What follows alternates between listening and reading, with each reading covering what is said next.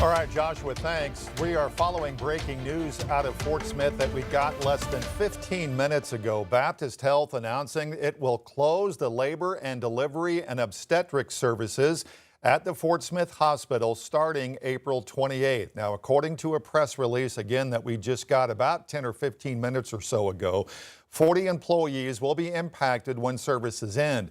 The healthcare system says hospital deliveries dropped from 92 per month to just 20 each month over the past 5 years. Baptist also cited the rising cost of specialized care. They say teams will work with patients on follow-up arrangements to ensure there are no gaps in patient care. Again, just to reiterate, Baptist Health in Fort Smith will be closing labor and delivery and obstetrics starting on April 28th. We'll have much more on this right here on Channel 5 and also on our website at 5newsonline.com. The other big story of the day, several counties in northwest Arkansas remain under a burn ban, which prohibits outdoor burning of any kind. There is right now a burn ban in Washington, Benton, Madison, Boone, Carroll, and Johnson counties. 5 News reporter Claire Everbach shares what officials are doing to reduce this wildfire risk. It's been very dry and windy in northwest Arkansas the last few weeks, and if you've seen smoke in the area, it was more than likely from prescribed fires, better known as controlled burns. These are conducted by the Arkansas Forestry Commission to ultimately reduce the risk of wildfires. Fire officials say in areas with heavy forestry, dead grass, leaves, and limbs can build up over time, creating fuel for wildfires, especially in dry conditions. Prescribed fires allow crews to clear that debris in a controlled way by setting fire lines, choosing specific areas, and burning under safer conditions so fires don't spread uncontrollably from lightning strikes, cigarettes, or campfires. These burns can also improve wildlife habitat, control invasive plants, and help restore natural ecosystems. The Rogers Fire Department says in addition to dry conditions, recent wind can make conditions even more dangerous. Not only does it push the fire that's growing on the ground faster, but it can also pick up the leaves, pick up the tree, stuff out of the trees, the pollen, all that, and set that on fire, and you end up with burning embers up ahead of the fire. Anybody who's not familiar with fire can think of. People will think, oh, this is no big deal, it's a small fire. Then a wind gust picks up and all of a sudden the fire is 10 times the size that it was 2 minutes ago. Anyone caught during the burn ban could face fines or criminal charges. If you do see a fire in your area that is getting out of control, you're encouraged to call your local fire department. And Rogers, covering news where you live, Claire Everbach, 5 News. And Claire, thanks. A Northwest Arkansas psychiatrist accused of hospitalizing patients against their will has been arrested again. Brian Hyatt was booked into the Washington County Jail on Saturday. Jail records show he was arrested by U.S. Marshals and placed on a federal hold. We are still gathering information on this, and we'll have an update tonight at 5. Hyatt is the former head of the State Medical Board and was the director of the Behavioral Health Unit at Northwest Medical Center in Springdale. He is already awaiting trial on state charges of Medicaid fraud in Pulaski County. He's scheduled to be in court for that case in May. Hyatt is also facing more than 200 outstanding lawsuits alleging abuse and coercion. Suspected Devil's Den killer Andrew McGann is set to be back in court on Wednesday. McGann faces 2 capital murder charges. Motions were filed this month, including one from the defense that claims a campaign video for prosecutor Brandon Carter violated a court order. The judge could issue a ruling on that matter this week. Investigators allege McGann murdered Clinton and Kristen Brink on a hiking trail last July. The Brink's daughters managed to escape that attack. McGann was arrested a few days later getting a haircut in Springdale. He's been in the Washington County Jail since. April is Child Abuse Prevention Awareness Month, and one local advocacy center is taking a very unique approach to promote the month.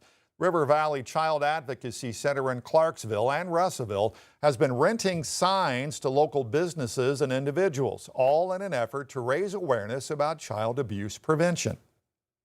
People who are kind of on the line about reporting something that they've seen or heard, and I just feel like it gives that extra push for something to be reported if it's needed. They're $25 for the entire month. Just contact the office if you'd like to rent one. President Trump says talks with Iran are going well, but he's also preparing military options just in case. CBS News has confirmed hundreds of U.S. Special Operations Forces have joined the Army's 82nd Airborne and 2,500 Marines aboard the USS Tripoli, with more on the way. The White House says the Pentagon is preparing for possible ground operations in Iran, though no decision has been made. Lawmakers from both parties warn putting troops on the ground will be risky.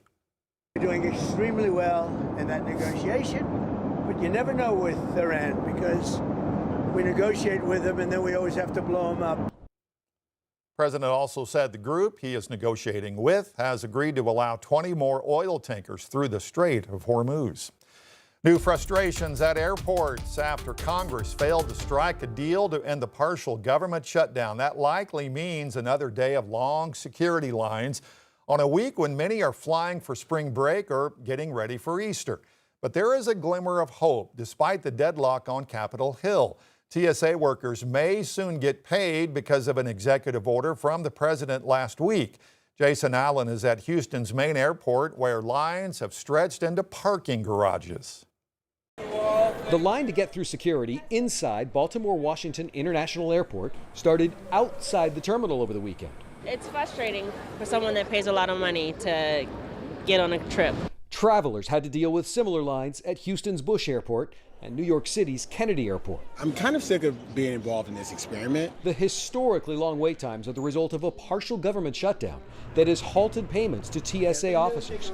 Last week, President Trump said he was signing an executive order directing new DHS Secretary Markwayne Mullin to pay TSA. But for many officers, the damage has been done. Tanya Fowler is one of more than 500 who quit during the shutdown. For me, I will never go back to the agency or maybe ever work for the federal government again. The House and Senate remain in a stalemate. The major impediment is a disagreement over ICE funding tied to immigration enforcement and removal operations. ICE is out of control. The American people know it. We will not accept a funding bill that does not support our homeland defenders. ICE and other DHS agents are assisting security officers at more than a dozen airports nationwide. Border Czar Tom Homan said Sunday there are no plans to remove them until the TSA staffing shortage has been resolved. ICE is there to help our brothers and sisters in TSA. We'll be there as long as they need us until they get back to normal operations and feel like those airports are secure. Wait times have varied anywhere from a half hour to an hour and 15 minutes. Travelers, for their part, they have still been coming in early. They're telling me they would much rather wait a couple hours at the gate than take the chance they miss a flight standing in any lines that do develop. Jason Allen, CBS News, Houston. Back here at home, today is the final day of early voting ahead of the runoff election tomorrow in Arkansas. For some of the races, voters will decide the party nomination for the general election in November. Key races to watch include the Republican runoffs for sheriff in Madison and Johnson counties, Republican runoff for Washington County judge, and the race for the Republican nomination for Arkansas Secretary of State. If you'd like a list of early voting sites and times, you can text the word VOTE to 785-5000. We will send you back a link to that list. Fayetteville Farmers Market is looking to expand. Tomorrow, the Fayetteville City Council is set to consider an ordinance that would allow the Saturday market to expand half a block east along Mountain Street. The market season would be extended to run from March to Christmas, but also be open on Tuesdays, and alcoholic beverages could be sold at the market. Council will take up the matter this week.